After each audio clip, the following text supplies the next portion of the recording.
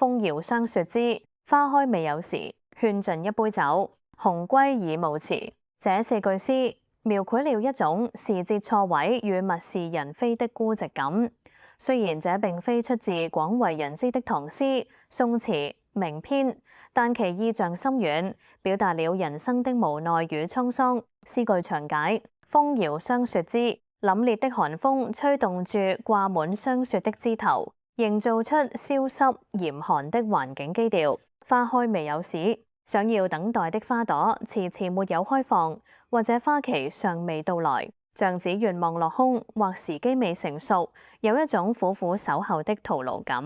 勸盡一杯酒，獨自或對着美景，喝乾手中的這杯酒。勸盡隱含着自我寬解，試圖以酒消解愁緒。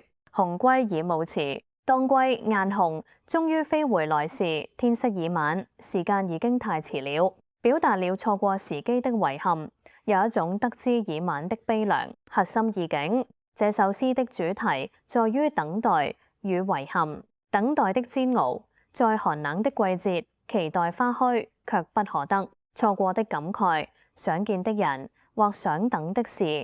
鴻歸最終出現了，卻已是隨暮之時，孤獨的排遣，唯有借酒澆愁，看透世事的無奈。